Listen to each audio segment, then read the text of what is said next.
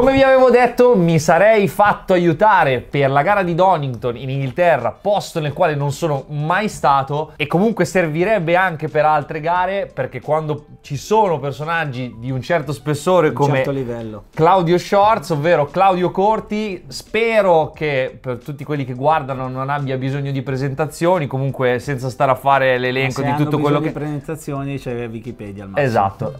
Così non perdiamo tempo. Senza stare a fare l'elenco di tutta la carriera, trascorsi Moto2, MotoGP, Mondiale Superbike, America, destra, sinistra, quindi diciamo che di moto ne hai viste di tutti i colori. Per quanto riguarda Donington, qua ci siamo segnati un po' quello che dobbiamo dire di cose. Esatto, i punti fondamentali, i punti focali. Tra l'altro, parlando con Claudio, abbiamo non scoperto, comunque tirato fuori dal cilindro il fatto che Donington appunto è stata la prima gara ad ospitare appunto il mondiale Superbike. Se andiamo a guardare chi ha vinto quella gara, è un personaggio che vediamo sempre in televisione, tutti conosciamo ultimamente, molto spesso tutte le domeniche, perché lo inquadrano fisso, perché vince anche Bagnaia. il battito cardiaco, esatto, il battito cardiaco di questa persona, ed è Davide Tardozzi, e secondo arrivò Lucchinelli, quindi Ducati. Prima gara di World Superbike. Circuito, tu mi hai detto questa frase che a me è rimasta. Era un circuito old school, nel senso costruito in un posto, diciamo, sfruttando l'andamento delle colline inglesi, ma già di larghe vedute, certo, perché confronto agli altri circuiti inglesi dello stesso periodo, essendo un circuito comunque vecchissimo, che stiamo parlando degli anni 30. 1931 è stato costruito, per l'esattezza. Per come è fatto, per come è disegnato per questa collina inglese, perché sembra, quando la vediamo in televisione sembra piatta, ma invece è tutt'altro che piatta, piena di curve cieche, molto tecnico, soprattutto perché ci sono curve off camber, frenate sulle creste dei... Curve, aspetta, spieghiamolo per chi non lo sa, curve off camber cosa vuol dire? Contropendenza. Ok, quindi sono però delle curve... in Inghilterra mi piaceva dire ok, cioè, no, certo, sono delle curve che praticamente la pendenza guarda verso l'esterno della curva, e quindi cosa comporta questo per il pilota? Una grande bega, una chiusura anteriore.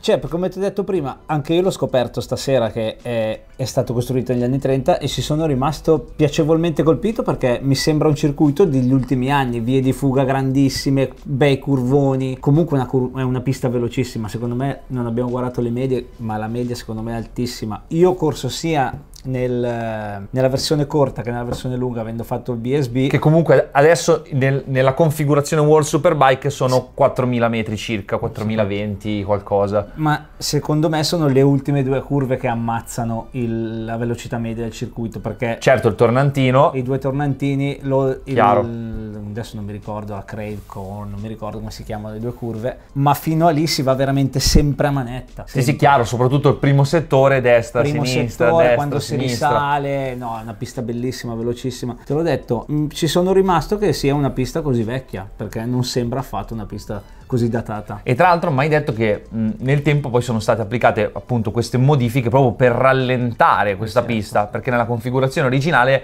se guardiamo il tracciato, andava ancora più in fondo per poi tornare indietro, quindi no, è una pista bellissima. Dove è situata, uno poi non può non piacere l'Inghilterra, è quello che vuoi, comunque dove è il luogo è bello. Peccato la variabile meteo, come stavamo parlando prima, perché l'Inghilterra piove un giorno sì e l'altro pure. Se fosse, ecco, quello è un argomento che affrontiamo proprio bene dopo, ma ad esempio nel pre-Superbike, io quando ho analizzato gli altri circuiti, su alcune piste abbiamo visto che ci sono grosse differenze, tipo Barcellona ad esempio, c'è diciamo un settore completo che tu passi completamente a destra e dopo 40 secondi vai a sinistra. Cioè Donington, in questi destra-sinistra, essendo così veloci, soprattutto le Superbike, riescono a scaldare la gomma davanti, possono avere problemi di destra, sinistra, o un problema o non no? Passa sicuramente 40 secondi tra un destra e un sinistra. Comunque sì, potrebbero esserci problemi, specialmente nei primi giri, perché le temperature inglesi sappiamo tutti che sono molto più basse che qui, quindi magari i primi giri si sta sempre attenti, specialmente quando si va giù per la 3, no, che loro lo chiamano 4, io la chiamo 3, quando fai il primo sinistra, anche lì completamente contropendenza, si va velocissimo perché si fa in quarta, quindi lì si sta sempre un po'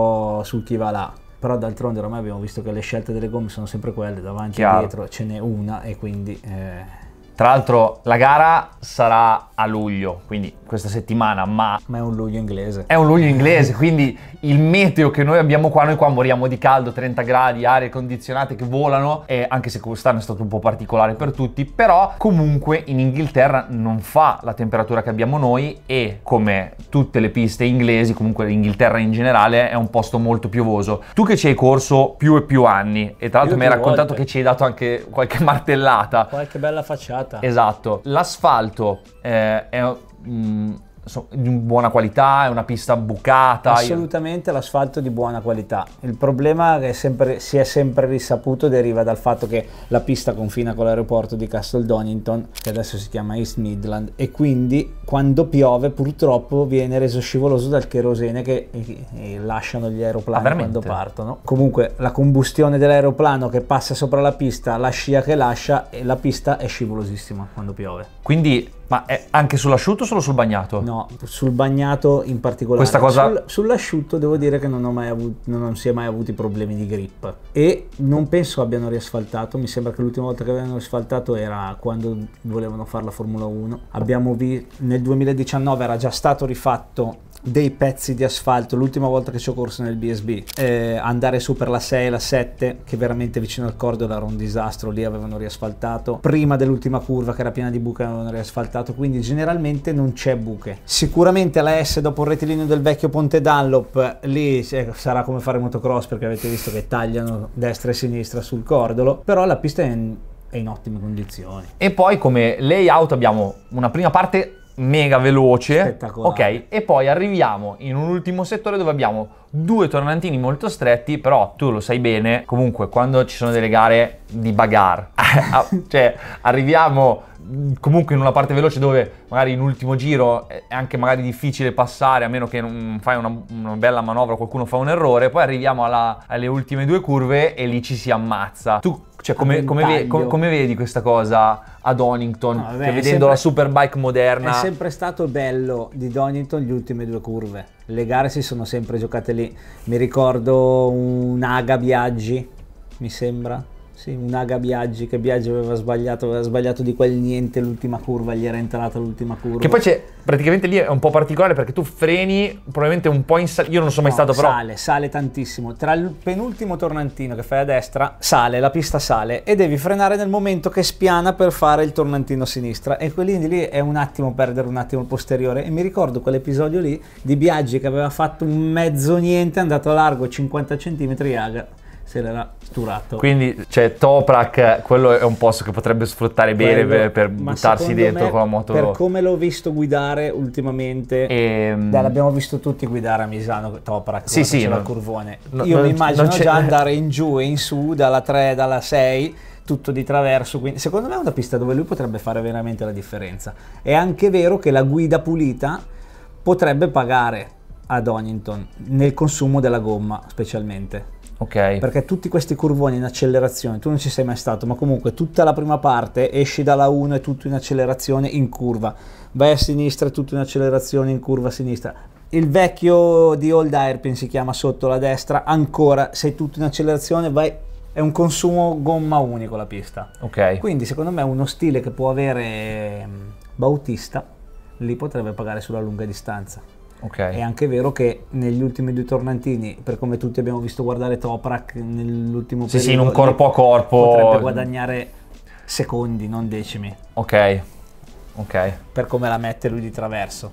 Io mi sono stupito di quando a Misano la metteva di traverso la quercia, non so come faceva a frenare, ruota completamente alzata da terra, arriva lungo, e invece no, tutti i giri arriva lungo e invece no. Ma ti faccio una domanda, tu che comunque hai la possibilità di seguire, diciamo, in modo da vicino quello che è lo sviluppo BMW, cioè qual è il punto di forza? Cioè è solo la moto che è migliorata in generale? No, sicuramente loro stanno facendo degli investimenti, sono voluti entrare e sono entrati. Ok. E comunque Toprak secondo me è stato l'uomo chiave, perché guardando gli altri piloti BMW, senza nulla togliere, io non vado minimamente come loro in questo momento, e forse non ci andrò mai neanche più, quindi secondo me che fa la differenza veramente è lui in questo momento. E per quale motivo secondo te nessun pilota BMW è vicino a Toprak, non davanti, quantomeno vicino. Bella domanda. Cioè le Non moto, ho- le non ho moto, accesso ai dati. ma le moto di Bonovo c'è differenza fra le ufficiali? Differenza, C'è un po' di c'è differenza. differenza, ma Non così tanta, Ecco. ok? Cioè non giustifica il Non gap ma fra non- Redding, Gerloff, Esatto. ok. Ma neanche tra lui e Van den Mark, che comunque a Cremona è andato molto bene. Comunque è migliorato, Si sta esatto. migliorando. E comunque stiamo sempre lì noi a guardare, salvare le gomme, guidare puliti, non fare errori, e lui fa tutt'altro e vince le gare, quindi Io tra chi l'altro, vince ha ragione. Tra l'altro, parlando di guida, di recente io non ho mai fatto il mondiale, non vado come loro né come te, però sai che sono appassionato di tecnica. Di tecnica e di frenata, cioè a me piace frenare, mettere la moto di traverso, no? E ho visto di recente una vecchia intervista di Toprak quando era in Yamaha, che lui diceva, sai che l'amatore ha sempre quella cosa che bisogna frenare da dritto perché da dritto è la sicurezza. In verità, cioè comunque noi non freniamo quasi mai da dritti, anzi in questa intervista lo dice Toprak, noi lo sappiamo, però magari le persone normali non lo sanno, e lui diceva more angle, more brake. Little angle and possible more push the braking. Questa cosa è, cioè, se tu la spieghi a una persona, a un amatore, lui ti dice ma come? Cavolo. Però il fatto di fare il trasferimento di carico anche se tu inclini, cioè comunque togli forza da davanti. È anche è difficile interpretare quello che dice lui e poi quello che fa, perché tu non puoi frenare se non hai la ruota dietro per terra, come frena lui, eppure lui sì, frena. sì, certo. E quindi io qua mi faccio una domanda, ma l'elettronico di Toprak, l'engine brake, L'enteramato. come lo sistema? Cosa fa? Che non tocca mai per Blocca. te, niente, è licenziato. Blocca tutto. Magari anche per quello che lui riesce a avere questo, lui non ha bisogno di mettere magari a posto freno motore e gli altri invece stanno tribolando a mettere a posto freno motore. Lui arriva, mette a candela e poi inchioda quando si appoggia la ruota dietro. Sì, io penso che nella storia del motociclismo... Don't do this at home. Ok, ci sono stati dei personaggi, magari non so se sei d'accordo con me, però comunque che, anche se ad esempio Valentino è quello che ha vinto più di tutti, però ci sono stati dei personaggi che secondo me sono quelli che hanno portato più al limite il mezzo meccanico. Mi viene in mente Casey Stoner, mi viene in mente Marquez, mi viene in mente Toprak, ok? A me viene in mente Gary McCoy. Gary McCoy, sì, certo. Ora non l'ho detto, ho detto i più famosi per conoscenza pubblico. generale per il grande pubblico, però insomma di personaggi anche sotto, diciamo, la coperta del mainstream ce ne sono tanti. Quindi certe volte sforzare così tanto il mezzo meccanico non è sintomo di Andare forte. di andare forte magari, di vittoria. Cioè Valentino Rossi proprio è la dimostrazione di questa cosa, non che sia andato piano, non è che nessuno vuole dare del vado piano a Valentino Rossi, però in questo caso...